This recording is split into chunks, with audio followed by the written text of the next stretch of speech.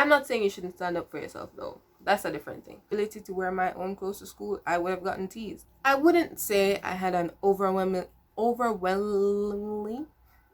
I wouldn't say I had an overwhelmingly I wouldn't say I had an overwhelmingly bad experience. I needed to say it. It needed to be said.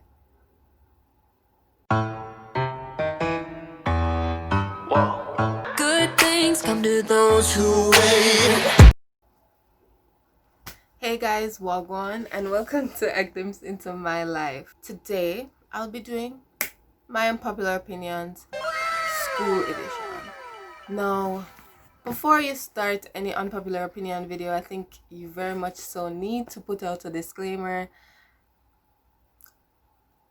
Not really, but I feel like you should, because maybe some people don't realize that. Anyways, this is simply and purely my opinion. When something is your opinion, that means other people are able to disagree with it. It's very fine and okay to disagree with an opinion, and also that means that it is subject to change. It's not a fact.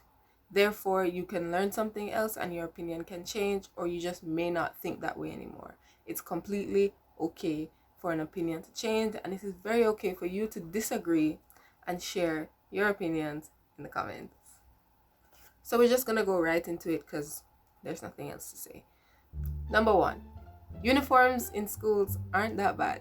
My young self has something to say about this. One Shake It Up episode where they were trying to put uniforms in schools, and then their counter argument to that was that it stifles individuality and you need to express yourself and stuff like that. And to some extent, I do feel like uniforms hinder that, because up until now, I don't really know what my style is. I don't really have clothes that fit my style or anything.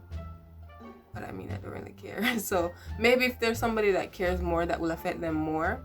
Even though I had been wearing uniforms my whole life, they convinced me to agree with them. But now that I'm older and I'm looking back at it, if I had the ability to wear my own clothes to school, I would have gotten teased. I think not wearing uniforms opens up too many levels of discrimination, rich privilege in schools. I think it's better if that would be minimized as much as possible. I'm not saying uniforms completely take that away, because they don't, but it does take away a layer of it. Number 2, it's okay for teachers to have a favorite student, as long as the teachers don't outrightly show their favoritism to the point where they bash or put down other students in the class. I don't think there's anything wrong with that, because I feel like there's always going to be a student that does their homework, pays attention more, and then the teacher's going to naturally gravitate to the one that's being more cooperative. So having a favorite is not that bad, as long as you're not treating the other students like crap. Number 3, capital punishment is actually useless. Maybe a lot of teachers, disciplinary figures in schools may disagree with this one. I don't know if the students themselves will disagree that much, but capital punishment does nothing but harbor anger and rage and upsetment and all of those things from the persons who did not deserve what they got punished for. I don't know what they're trying to gain, because me, when I get punished for something I didn't do, I'm gonna be angry at you. And I don't really hold grudges that badly, but I don't forget things. So I'm going to remember it. And it's just going to make me want to stay as far away from you as possible. It's going to make me be less willing to follow your rules in the future if I realize that, you're going to punish me anyways. So what's the point? If you know that it's one particular person do this, and then you punish the whole class or the whole school, what's the point? If you don't know who did the thing, also, what's the point of punishing the whole school? The school didn't do anything. Number 4, I don't know how many people can relate to this one. This is why I think it's an unpopular opinion. At my school, once you start being able to make choices on your subjects, there isn't really that much of a choice because we have 6 mandatory subjects. My opinion is that there shouldn't be more than 3 mandatory subjects, and that's me being generous. That's me being generous. What's the point of 6 mandatory subjects if the total amount of subjects we can do in a school day is 8? Why are we still here? Just to suffer? Why are you calling them our subject choices if we can only make 2 choices? I get that my school is trying to look out for me and trying to make sure that I have a variety, a range of skills, but at the end of the day, I don't care. I don't care.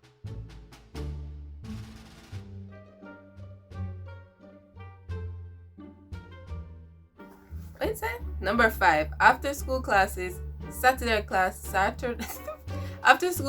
Saturday classes, and extras are overrated and overpriced. Obviously, we know that's true, but people may disagree with me for this one. I don't think that they aren't necessary, or certain people don't need it, or certain people, if they feel like they need it or want to do it, can't do it. But I definitely do think they're overrated. I think a lot of people, let me not even go that way. I just feel like they're overrated and people could do it without it. Parents pressure their children into doing it without their child actually needing it. And then students themselves may feel like they need it when they actually don't. But that doesn't go to say you may not need it or it may not be helpful for you. Number 6, sign language should be more important than learning a second language. Actually, sign language is a language, so that should be the preferred second language. Number 7, majority of us will look back and miss high school. I wouldn't say I had an overwhelmingly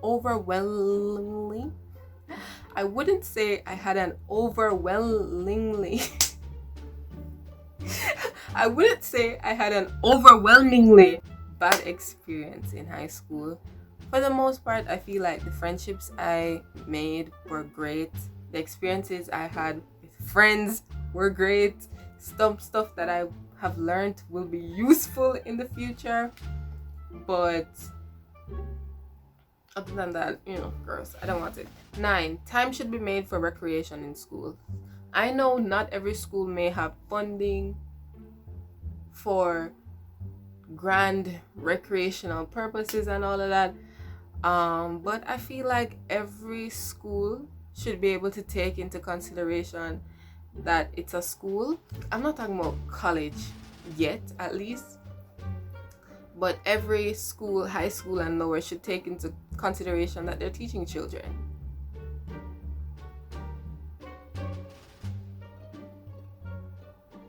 I can't be working 8 hours straight and maintain focus for 8 hours straight without some type of break in between. I'm not even talking about lunchtime, because my lunchtime is a joke. It's a joke. Wait, what number was that? I don't even remember anymore. I lost track of the numbers. Next number. Education is important, but you don't need school for education. I think that's very much so self-explanatory. And I'm not even talking about being homeschooled. I'm just saying there are a lot of skills that they put down in books, and you're supposed to go to school and read it to be able to get a degree and all of those things, when you can practically learn it practically, tangibly, by going out and experiencing it. And you will not get a degree, and people are less likely to hire you because you don't have a degree, but you may be more versed in it than the people that sit down, or the people that sat down and read it with a book. And I find that pretty annoying.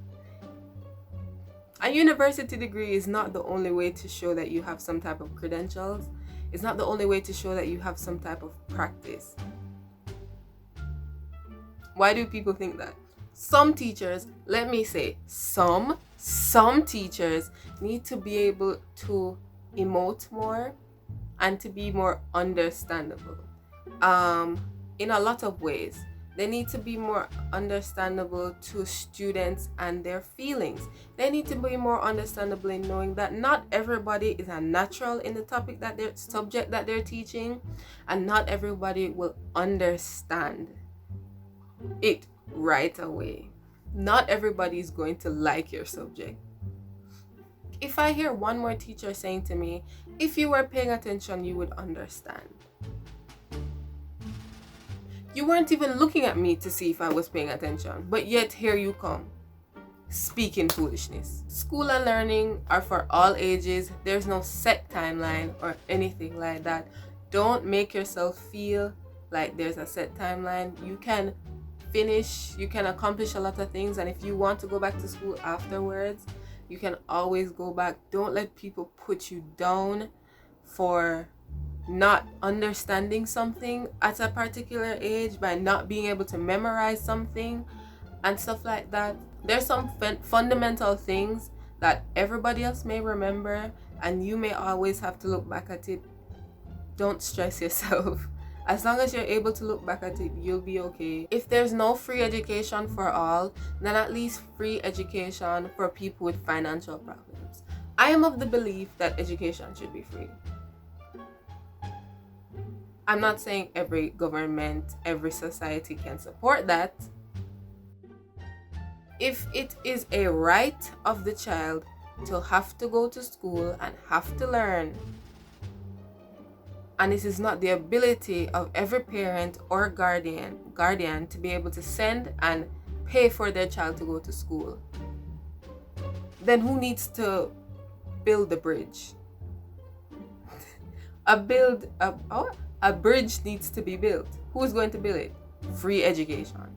And I'm not talking about having to go through this whole scholarship application system just to be able to gain free education. I'm not saying you have to be at the top of your class to be able to get this free education. I'm just saying it is simply because you're a child, you're going to school, you need or want an education in a particular topic, subject, whatever, then you should be able to do that. I don't think people should be slaving themselves away to student loans and student debts just because they want to do something that society says they must do. This is just my own personal vendetta. Sciences are the worst group of subjects. I needed to say it. It needed to be said. It needed to be said. I needed to say it. Sciences are the worst group of subjects. I don't like them. I don't like them. Some teachers deserve the world and not the unprovoked disrespect from students. Trust me, you're not cool because you disrespect that teacher for no reason. Even the ones that you don't like or you call disgusting. I'm not saying they didn't deserve it